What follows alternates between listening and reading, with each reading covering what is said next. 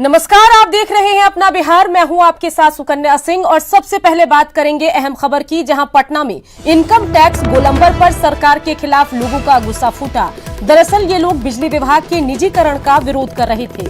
तभी भीड़ उग्र देखकर पुलिस ने पहले वाटर कैनन का इस्तेमाल किया, फिर भी भीड़ नहीं मानी तो पुलिस ने लाठीचार्ज कर दिया। पुलिस की लाठी के बाद लोग इधर उधर भागने लगे। तो बड़ी खबर आपको पटना से बता रहे हैं, जहां इनकम टैक्स गोलंबर पर सरकार के खिलाफ लोगों का गुस्सा फूटा। उसके बाद लोगों को तितर बितर करने के लिए पुलिस ने पहले तो वाटर कैनन का इस्तेमाल किया और उसके बाद लाठियां भी बरसाई। तस्वीरें दो आपको दिखा रहे हैं। पहली तस्वीर में देखिए जहां पुलिस भीड़ को तितर बितर करने के लिए यहां पर लाठियां भांज रही है। वहीं दूसरी तस्वीर भी आपको दिखा रहे हैं, जहां आप देख सकते हैं कि सड़कों पर जाम का आलम है। बता दें कि ये लोग आक्रोशित इस बात से हैं कि बिजली विभाग का निजीकरण किया जा रहा है। इसी का ये लोग विरोध कर रहे हैं और इसी के विरोध में सरकार के खिलाफ नारेबाजी कर रहे हैं। लेकिन यहाँ जो नारेबाजी चल रही थी, जो भीड़ इकट्ठा हुई थी, उस वजह से ट्रैफिक व्यवस्था चरमरा गई थी। आम लोगों को आने जाने में दिक्कतों का सामना करना पड़ रहा था। गाड़ियों की लंबी कतारें लग रही थी, जिस वजह से पुलिस ने फिर मोर्चा संभाला। पहले इन लोगों पर वाटर कैनन का इस्तेमाल हुआ, फिर भी जब प्रदर्शनकारी नहीं हटे तो पुलिस ने लाठियां भांजनी शुरू कर दी। तो पटना से ये एक्सक्लूसिव तस्वीरें आपको दिखा रहे हैं, जहां पुलिस जो है वो लाठीचार्ज कर रही है। बता दें कि ये जो प्रदर्शनकारी हैं वो बिजली विभाग में काम करते हैं और जब से बिजली विभाग के निजीकरण का फैसला हुआ है उसके बाद से ही ये लगातार विरोध में अपने सुर बुलंद कर रहे हैं। और इसी कड़ी में आज इन्होंने इनकम टैक्स गोलंबर पर इकट्ठा हुए थे और सड़क को जाम कर दिया था। लगातार सरकार विरोधी नारेबाजी भी चल रही थी। इन सब के बीच पुलिस यहां पर पहुंची। पहले इनको हटाने के लिए वाटर कैनन का इस्तेमाल हुआ और फिर लाठियां बरसाई गई। तस्वीरें जरा देखिए, जहां पुलिस के हाथ में लाठी है और भीड़ जो यहाँ पर सड़कों पर इकट्ठा है उसको हटाने के लिए पुलिस लाठीचार्ज कर रही है। तो देखिए कि कुछ लोगों के चेहरों पर भी चोटें आई है। अपने जख्म को छुपाते हुए यहाँ से लोग जा रहे हैं और इन सब के बीच पुलिस की लाठियां दनादन बरस रही है। तो एक्सक्लूसिव तस्वीरें, जहां आप देखिए निजीकरण पर बवाल दिख रहा है। दो तस्वीरें आपको दिखा रहे हैं, जहां पर बिजली विभाग के निजीकरण के विरोध में यहां पर प्रदर्शन तो चल ही रहा है, लेकिन इन सब के बीच पुलिस पहले लाठियां बरसाती है और उससे पहले वाटर कैनन का भी इस्तेमाल होता है। पानियों की बौछार की जाती है ताकि पानी के बौछार की वजह से जो भीड़ यहां पर इकट्ठा है वो हट जाए, रास्ता क्लियर हो जाए। और इन सब के बीच अगर भीड़ नहीं हटी तो फिर पुलिस ने लाठीचार्ज भी शुरू कर दिया। और लाठीचार्ज का खामियाजा देखिए, जो बिजली विभाग के कर्मचारी है जो यहाँ पर विरोध प्रदर्शन कर रहे थे उनको चोटें भी आई है। तो तस्वीरें आपको दिखा रहे हैं, तस्वीरें हैं पटना से। इनकम टैक्स गोलंबर पर ये पूरा नजारा सामने आया, जहां सरकार के खिलाफ लोगों का आक्रोश यहां पर देखने को मिला। बिजली विभाग के कर्मचारी यहां पर इकट्ठा हुए और बिजली विभाग के निजीकरण के विरोध में नारेबाजी की, सड़क जाम किया और फिर लोगों को यहां से हटाने के लिए, जो प्रदर्शनकारी हैं उनको हटाने के लिए पुलिस यहां पर पहुंची। पहले वाटर कैनन का इस्तेमाल, फिर भी जब प्रदर्शनकारी नहीं माने तो फिर लाठियां बरसाई। तो तस्वीरें आपको दो दिखा रहे हैं और दो तस्वीरों के जरिए जरा आप देखिए, जहां पटना में इनकम टैक्स गोलंबर पर हंगामा की ये तस्वीरें हैं। बिजली विभाग के निजीकरण पर बवाल देख रहे हैं आप। पुलिस ने प्रदर्शनकारियों पर लाठियां बरसाई है, वाटर कैनन से पानी का बौछार किया गया है। प्रदर्शनकारियों की पुलिस से झड़प भी हुई है।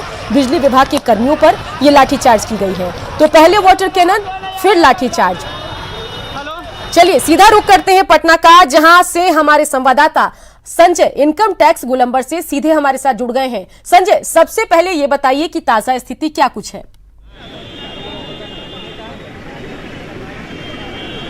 देखिए, फिलहाल यहाँ पर पुलिस ने जो प्रदर्शनकारी थे विद्युत भवन पर जिनका प्रदर्शन चल रहा था उनको हटा दिया वहाँ से। हजारों की संख्या में ये पहुँचे पूरे बिहार से और प्राइवेटाइजेशन के खिलाफ, बिजली विभाग का जो निजीकरण हो रहा है उसके खिलाफ ये सड़कों पर उतरे हैं। और इनका कहना है कि निजीकरण से कोई फायदा नहीं होने वाला है, न केवल कर्मचारियों को कोई फायदा होगा बल्कि सरकार को भी इससे कोई फायदा नहीं होने वाला है। प्रदर्शनकारियों को जब हटाया गया है तब इनकम टैक्स के बगल में ये आकर यहाँ पर खड़े हो गए हैं और लगातार अब भी ये सड़क पर डटे हुए हैं। हालांकि जो विद्युत भवन है, बिहार विद्युत विभाग का जो मुख्यालय है, वहाँ पर काफ़ी संख्या में पुलिस बलों की तैनाती है। एक तरीके से कह सकते हैं कि पुलिस छावनी में तब्दील किया गया है और वहाँ पर सिटी मजिस्ट्रेट, SDO, कई थानों की पुलिस, इसके अलावा जो SDPO लेवल के ऑफिसर हैं वो वहाँ पर पहुँचे हुए हैं। लेकिन दूसरी तरफ जो प्रदर्शनकारी हैं इनकी भी संख्या काफ़ी अधिक है। इसमें महिलाओं की संख्या भी अधिक है। क्लर्कियल ग्रेड से लेकर जो इंजीनियर लेवल के ऑफिसर हैं वो यहाँ पर प्रदर्शन को पहुँचे थे और लगातार इनका डिमांड जो था वो था, इन्होंने कहा कि इन्होंने अल्टीमेटम भी दिया था पहले से, लेकिन विद्युत विभाग ने कोई नोटिस नहीं ली, लिहाजा आज वो सड़कों पर उतरे हैं और इस तरीके से प्रदर्शन कर रहे हैं। क्या डिमांड रही है आप लोगों की, मांग क्या है? देखिए हालात ये है, आप लोगों की डिमांड क्या है, क्या मांग है? हम लोग का मांग है कि जो सारे अथी प्राइवेट को दिया जा रहा है सो मतलब हम लोग नहीं चला रहे हैं। आप चाहते हैं कि अब सरकार के अधीन ही रहें, निजीकरण हम लोग का शर्त माना नहीं जा रहा है ना। क्या बोल रहे हैं? सरकार को अगर निजीकरण करना ही था तो ये वैकेंसी क्यों की? एक वैकेंसी एसबीओ की करने के बाद तुरंत आप जेई वैकेंसी निकालें। सरकार का पैसा हराम का आ रहा है। 35-30 करोड़ 40 लोगों को क्या उससे आप लोगों को लॉस होना? कहाँ से डिसाइड कर रही सरकार? हम लोग के लिए क्या सुनिश्चित कर रही है? हमको कुछ कोई भी सुनिश्चित नहीं कर रही सरकार कि हमारे लिए क्या करेगी क्या नहीं करेगी। प्राइवेट करके क्या करें? नौकरी का खतरा अगर निजीकरण। एक बात हमको ये बताइए, सर हमने 2 नौकरी छोड़ करके इसको ज्वाइन किया, वो नौकरी छोड़ दिया, फिर इसमें सुनने में निजीकरण हो रहा है। सर ये किस तरह का नौटंकी है सर? तो निजीकरण से आपको अपनी नौकरी जाने का खतरा? हाँ सर, पूरी तरह से खतरा है। सरकार मनमानी चलेगी सर, मनमानी चलेगी। वो बोलेगा हम पेमेंट इतना देंगे तो रहना है तो रहिए, नहीं तो मत रहिए, तो फिर क्या होगा सर? आप लोग का वेतनमान है उसमें वो बदलाव कर सकते हैं। ये फिक्स है कि उसको जब उसको कम पैसे मिल जाएगा तो आप फोटो देखिए कि यहाँ कुछ महिलाएं आई हैं, उनको लाठियों से मारा जाएगा। ये कहाँ का नियम है? फोटो देखिए, उनका सर फट गया है। सर हम लोग हर जगह मुख्यमंत्री योजना 7 निश्चय योजना हर घर बिजली पहुंचा। जब सारा हमने सिस्टम तैयार कर, हम प्राइवेट कंपनी में क्यों जाए? हम अपना खून पसीना रात भर जग के एक गली मोहल्ला में बिजली पहुंचाएं। अब हमारी मांग है कि हम सारा इंफ्रास्ट्रक्चर तैयार करेंगे, निजी कंपनी को दे के या अपना प्रॉफिट कमाने के फेर में हम सब सरकारी कर्मचारियों को पेट पर लात मारने के तुन में। हम लोग का भविष्य का खतरा। हम कितने भाई बहन का शादी हो गया, उसका बच्चा कहाँ जाएगा जब निजीकरण हो जाएगा? तो पूरे परिवार की अच्छा। जो एम्प्लॉय हैं साफ तौर पर उनका ये कहना है कि अगर निजीकरण होता है तो सबसे पहले इनकी नौकरी पर खतरा होगा और उसके बाद मनमाने तरीके से जो इनका वेतनमान फिक्स है, पे स्केल है, उसमें भी चेंजिंग लाया जाएगा, इनको कम पैसे में काम करने का कहा जाएगा। लेकिन लगता नहीं कि अभी आशंकाएं हैं, ऐसा हो भी नहीं सकता है। सर हमारे लिए कुछ भी क्लियर नहीं कर रहे। हमारी नौकरी ही नहीं, हमारा परिवार ही छीना जा रहा है। हमारी कमाई से हमारा परिवार खा रहा है, वो कैसे खाएगा हमको बताइए। हमारा योजना है सर, इसमें फिक्स है कि होना है, इसलिए हम लोग इसका विरोध कर रहे हैं क्योंकि सैलरी भी आपकी कम हो जाएगी, ये भी लग रहा है। ये सर सरकार सुनिश्चित हमारे लिए नहीं कर रही है। जयपुर जेएलएम का मैं पेपर सबसे बड़ी बात सर कि सरकार जिस तर्क के साथ निजीकरण का कर रही है वो तर्क है कि एसीटी लॉस को 18% से कम करना है। न्यू इलेक्ट्रिसिटी बिल आ रही है 2018 जो 1 फरवरी को लोकसभा में आने वाली है। उसका मेन उद्देश्य यह है कि हर स्टेट को का जो एसीटी लॉस है उसको 18% या उससे नीचे करना है। तो बिहार का एसीटी लॉस अभी 28% है। तो बिहार ऐसा पहला राज्य होगा जहाँ पे इसका एक्सपेरिमेंट किया जाना है। तो हम लोगों का कहना है कि 2012 में बिहार का एसीटी लॉस 58% था और अभी 2019 में बिहार का एसीटी लॉस 28% पर आ गया है। तो हम सरकार से यही कहना चाहते हैं, प्रबंधन से यही कहना चाहते हैं, जब हम लोग 58 से 29-28 पे आ सकते हैं तो हम 18 पे भी आ सकते हैं। बिल्कुल सही बात है ये। देखिए इन्होंने अपने हाथों में एक पोस्टर भी लिया है और तथ्यों के साथ ये बिजली कंपनियों का निजीकरण। देखिए हम लोग के अंदर इतना क्षमता है कि हम लोग अपना एटीएनसी लॉस जो है 28% से नीचे और ला सकते हैं। आप कन्विंस करने में कामयाब नहीं हुए मैनेजमेंट को? हमारे लीडर लोग कर रहे हैं, हम लोग अपने लीडर के साथ से कर रहे हैं, बहुत दिनों से ये प्रयास चल रहा है। नहीं, पिछले विगत 15 दिनों से ये हो रहा है, ठीक है, और हम लोग लगे हुए हैं इसमें। सरकार हम लोग को, अभी आप लोगों को हटाया गया वहां से जहां आप लोग प्रदर्शन कर रहे थे, तो वो तो लाठीचार्ज किया गया ना। हम लोग वहां शांतिपूर्वक प्रदर्शन कर रहे थे। हम लोग की तरफ से किसी तरह का उग्र प्रदर्शन नहीं किया गया। हम लोग पर निहत्था पे नहीं, आप लोग बहुतों लोग को लगा सर फट गया, सिर फट गया है। ये प्रतिबंधित क्षेत्र है, यहाँ प्रदर्शन करने की मांग। हम लोग रोड पे कहाँ जाए? हम लोग अपना प्रदर्शन कहाँ करें? निर्धारित स्थल गर्दनी बाग बनाया, ऐसा एडमिनिस्ट्रेशन का कहना से सरकार नहीं सुनेगी। हमारे सीएमडी साहब, एमडी साहब नहीं सुनेंगे वहाँ से। चलिए संजय, नजर बना के रखिए। तमाम जानकारी के लिए आपका शुक्रिया। और इन सब के बीच दूसरी तस्वीर के जरिए हम यहाँ पर अपने दर्शकों को ये भी दिखा रहे हैं कि निजीकरण पर बवाल के बाद किस तरीके से पुलिस की लाठियां बरसी। और तस्वीरों के माध्यम से हमने देखा कि कुछ प्रदर्शनकारियों को चोटें भी लगी है। उम्मीद यही कि उनको बेहतर इलाज के लिए अस्पताल में भर्ती कराया गया हो, उनको फर्स्ट एड मिल गया हो। बता दें कि पूरा मामला जो है बिजली विभाग के निजीकरण को लेकर है और इसके बाद बिजली विभाग के जो कर्मचारी हैं वो सड़कों पर उतरे हुए हैं और निजीकरण का विरोध कर रहे हैं। अरे सर लाठी चार्ज हो गया है, बोलिए ना 1-5 पे काटने के लिए।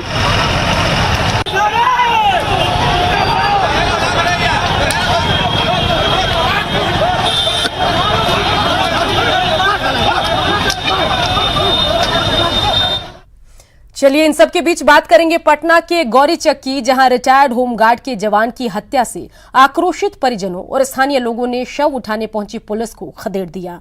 25 दिनों के भीतर एक ही परिवार के 3 लोगों की हत्या से आक्रोश का आलम है। 2 जनवरी को इसी परिवार की एक महिला गीता देवी की गोली मारकर हत्या कर दी गई थी। फिर 6 जनवरी को इसी परिवार का अजय राम लापता हो गया और 12 दिन बाद उसका शव मिला। चलिए बढ़ते आगे, बात कर लेते हैं रिम्स की, जहां लालू प्रसाद यादव से राबड़ी देवी की मुलाकात चल रही है और तस्वीरें हम आपको दिखा रहे हैं। तस्वीर जरा देखिए, ये रांची रिम्स की तस्वीरें हैं और तस्वीरों में नजर आ रहे हैं आपको लालू प्रसाद यादव और राबड़ी देवी, जहां इन दोनों की मुलाकात चल रही है। और जैसा कि हमने आपको सुबह से ही बता रखा है कि 580 दिन बाद ये मुलाकात है और ये जो तस्वीरें हैं ये आज की सबसे बड़ी तस्वीर है, जहां ये 2020 की सबसे बड़ी मुलाकात है। तो बता दें कि लालू प्रसाद यादव और उनकी मुलाकात हो रही है उनकी पत्नी और बिहार की पूर्व मुख्यमंत्री राबड़ी देवी से। रिम्स के पेइंग वार्ड में ये मुलाकात चल रही है। एक्सक्लूसिव तस्वीरें रांची से आपको हम दिखा रहे हैं। 580 दिन बाद रांची में रिम्स के अंदर लालू प्रसाद यादव और राबड़ी देवी की मुलाकात की ये तस्वीरें आपको दिखा रहे हैं। चारा घोटाले में लालू प्रसाद यादव सजा काट रहे हैं। रिम्स की पेइंग वार्ड में उनका इलाज चल रहा है और पहली बार रिम्स के पेइंग वार्ड में लालू प्रसाद यादव से मुलाकात के लिए पहुंची हैं राबड़ी देवी। रांची पहुंची राबड़ी देवी के साथ उनकी बेटी मिसा भारती और आरजेडी के प्रदेश अध्यक्ष अभय सिंह भी मौजूद हैं। राबड़ी देवी दिल्ली में अपने आंखों का इलाज कराकर लौटी हैं और आज की मुलाकात के लिए प्रशासन से उन्होंने खास अनुमति ली, जिसके बाद ये मुलाकात संभव हो पाई। तो बता दें कि 2020 में बिहार में विधानसभा का चुनाव होना है और ऐसे में आरजेडी के 2 सबसे बड़े सर्वमान्य नेता लालू प्रसाद यादव और राबड़ी देवी की मुलाकात को बेहद अहम माना जा रहा है और लगातार चर्चाओं का दौर है कि आखिर इस मुलाकात में किन किन मुद्दों पर बात होगी। क्या आरजेडी की बिहार विधानसभा में स्थिति पर बातचीत होगी? क्या परिवार में चल रहे उठापटक पर यहां पर बातचीत हो रही है? इसके अलावा क्या तेजस्वी यादव को आरजेडी की कमान देने पर यहां चर्चा चल रही है? तो कई मुद्दे हैं जिस पर राबड़ी और लालू की बातचीत हो सकती है। चलिए सीधा रुख करते हैं रिम्स का, जहां से हमारे संवाददाता उपेंद्र हमारे साथ जुड़ गए हैं। उपेंद्र, आज की सबसे बड़ी तस्वीर हम देख रहे हैं यहां पर, जहां लालू प्रसाद यादव और राबड़ी की मुलाकात चल रही है। क्या कुछ जानकारी आप तक पहुंची है, बताइए। देखिए सुकन्या, जो तस्वीरें हैं बिल्कुल एक्सक्लूसिव तस्वीरें हैं। अभी जो तस्वीर है वो कॉटेज के पास की है, जो रिम्स का कॉटेज है। वहाँ पे धूप में हमेशा बैठते हैं लालू प्रसाद और वहीं पे मुलाकात हो रही है राबड़ी देवी से, लालू प्रसाद की और मीसा भारती की। जो जानकारियां मिल रही है, कई मुद्दे हैं जिनसे हम बात कर रहे हैं। हालांकि मुलाकात के समय में कोई बाहरी लोग वहाँ पे नहीं है, उनका एक सेवक है, बस वही वहाँ पर है। तो क्या बातें हो रही है वो बाद में पता चलेगा, लेकिन जो तस्वीरें हैं बिल्कुल कह सकते हैं कि लगभग पहली बार जेल में जब लालू प्रसाद गए हैं उसके बाद एक मुलाकात है। पति पत्नी की, दोनों बीमार हैं और स्वास्थ्य को लेकर बिल्कुल चर्चा हो रही होगी कि चूंकि लालू प्रसाद जब भी उनकी तबीयत ज्यादा खराब होती है तो हमेशा से राबड़ी देवी परेशान होती है। तो आज उनका स्वास्थ्य को लेकर भी बात होगी और बिहार में जो चुनाव होना है उसको लेकर भी चर्चा होगी। जी बिल्कुल, मुलाकात की तस्वीरें हम न्यूज 18 बिहार झारखंड के टेलीविजन स्क्रीन के जरिए उपेंद्र अपने दर्शकों को दिखा रहे हैं और सुबह से ही हम इस मुलाकात के मायने भी दर्शकों को बता रहे हैं। पारिवारिक मसला भी है, राजनीतिक मसला भी है, इसके अलावा एक दूसरे के स्वास्थ्य का हाल जानना भी जरूरी है और इसीलिए ये मुलाकात हुई है। और इन सब के बीच मुलाकात शायद इसलिए भी क्योंकि प्रदेश में जो सरकार बदली है, सत्ता बदली है और सत्ता में, सरकार में आरजेडी की भागीदारी भी है। और इन सब के बीच अपने दर्शकों को बताएं कि ये 2020 की सबसे बड़ी मुलाकात है। 580 दिनों बाद रांची में लालू प्रसाद से राबड़ी देवी की आज मुलाकात हो रही है। चारा घोटाले में सजा काट रहे और रिम्स के पेइंग वार्ड में इलाजरत लालू प्रसाद से रांची में ये पहली मुलाकात है राबड़ी देवी की। रांची पहुंची राबड़ी देवी के साथ उनकी बेटी मिसा भारती और आरजेडी के प्रदेश अध्यक्ष अभय सिंह भी मौजूद हैं। राबड़ी देवी दिल्ली से आंखों का इलाज कराकर हाल ही में लौटी हैं और आज की मुलाकात के लिए प्रशासन से उन्होंने विशेष अनुमति ली है और इस अनुमति, इस परमिशन के बाद ही ये मुलाकात जो है वो संभव हो पाई है। और बता दें कि ये 2020 की सबसे बड़ी मुलाकात है। आरजेडी के 2 बड़े चेहरे तो ये हैं ही, साथ ही दोनों बिहार के पूर्व मुख्यमंत्री भी हैं और बिहार की सत्ता जो है लालू प्रसाद यादव के आसपास ही हमेशा घूमती रहती है। पटना के गौरीचक में रिटायर्ड होमगार्ड के जवान की हत्या से आक्रोशित परिजनों और स्थानीय लोगों ने शव उठाने पहुंची पुलिस को खदेड़ दिया। 25 दिनों के भीतर एक ही परिवार के 3 लोगों की हत्या से लोग आक्रोशित हैं। 2 जनवरी को इसी परिवार की एक महिला गीता देवी की गोली मारकर हत्या कर दी गई थी। फिर 6 जनवरी को इसी परिवार का अजय राम लापता हो गया और 12 दिन बाद उसका शव मिला। परिजनों का आरोप है कि पुलिस प्रशासन हत्या के आरोपियों से मिली हुई है। 2 जनवरी को हुई महिला की हत्या मामले में ग्रामीणों ने पुलिस को एक वीडियो सौंपा था, जिसमें हत्या के आरोपी हथियार लहराते दिख रहे थे। ग्रामीणों का आरोप है कि पुलिस ने पहली हत्या की वारदात के बाद कार्रवाई नहीं की, जिसकी वजह से उसी परिवार के 2 और लोगों की हत्या की गई।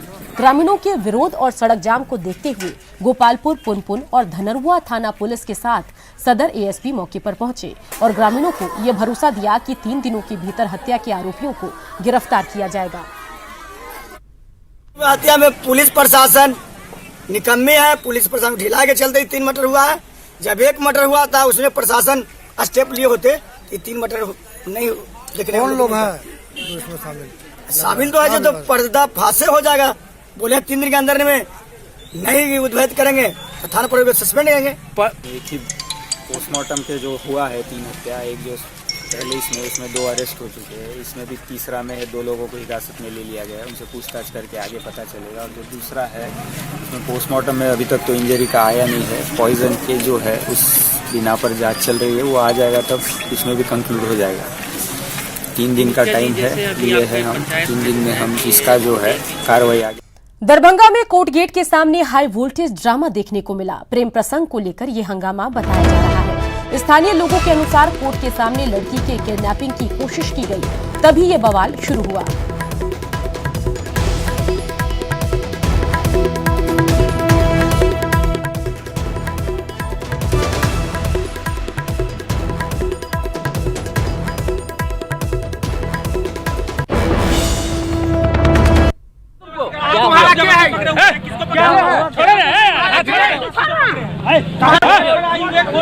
कोर्ट में जाने दो, आप हमारा है, कोर्ट में जाने दीजिए। क्या हुआ तुमको? क्या हुआ तुमको?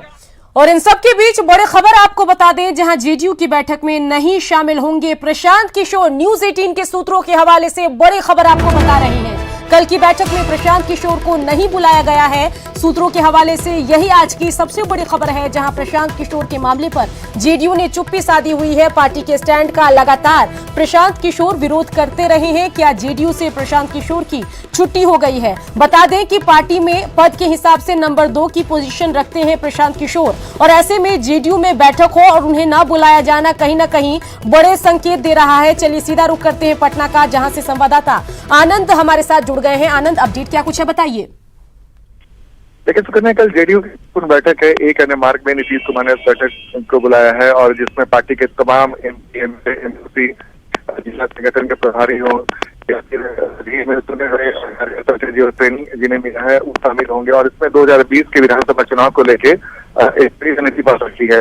और इस बैठक में जो सबसे बड़ी खबर निकल कर आ रही है कि प्रशांत किशोर इस बैठक शामिल नहीं हो रहे, जो हमारे सोर्स बता रहे हैं कि प्रशांत किशोर। चलिए आनंद, इस खबर पर हमारी नजर रहेगी। थोड़ी तकनीकी दिक्कत आ रही है, लेकिन इन सब के बीच बड़ी खबर एक बार फिर से दर्शकों को बताएं, जो जेडीयू से जुड़ी आज की सबसे बड़ी खबर है, जहां जेडीयू की बैठक में प्रशांत किशोर शामिल नहीं होंगे। सूत्रों के हवाले से